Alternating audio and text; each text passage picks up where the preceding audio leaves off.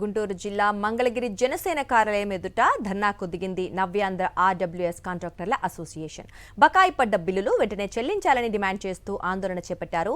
దీంతో జనసేన ఆఫీస్ వద్ద కాసేపు ఉద్రిక్తత నెలకొంది. 20 నెలలుగా 1100 కోట్ల బకాయిలు చెల్లించకుండా ప్రభుత్వం ఇబ్బంది పెడుతోందని కాంట్రాక్టర్లు మండిపడ్డారు. ప్రభుత్వ చర్యల కారణంగా తామంతా మానసికంగా ఎప్పుడో చనిపోయామని, శారీరకంగా మాత్రమే బతికి ఉన్నామని ఆవేదన వ్యక్తం చేశారు.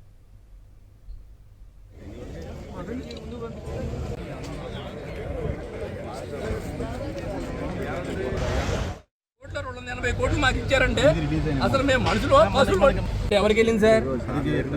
930 మరి 932 పై వాళ్ళు ఇన్స్ట్రక్షన్ చేస్తే ఇచ్చారట. పై అంటే ఎవరు? మీరా?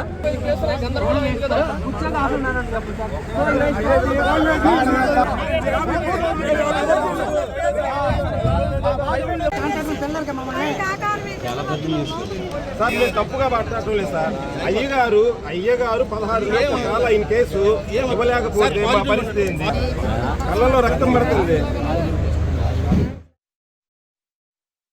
మా యొక్క పెండింగ్ పేమెంట్ గురించి గత 2 నెలల నుంచి మేము వివిధ రకాల నిరసన కార్యక్రమాలు తెలియజేసామండి. నవంబర్ 2024 నుంచి ఈ రోజు వరకు 1050 కోట్లు రావాలి సార్. ఆఖరికి మొన్న 31వ తారీఖు ఇచ్చిన 11 కోట్లు మాత్రమే పీఫో విధానం ప్రకారం ఇచ్చారు సార్.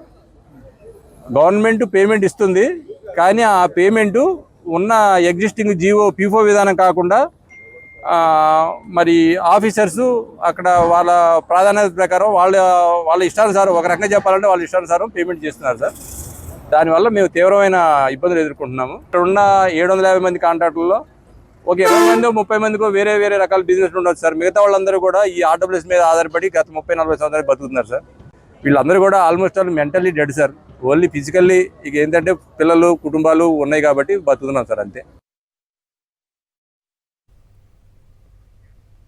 ఇక ఇదే అంశం గురించి మరిన్ని అప్డేట్స్ అందించేందుకు మా కరెస్పాండెంట్ అశోక్ జాయిన్ అవుతున్నారు.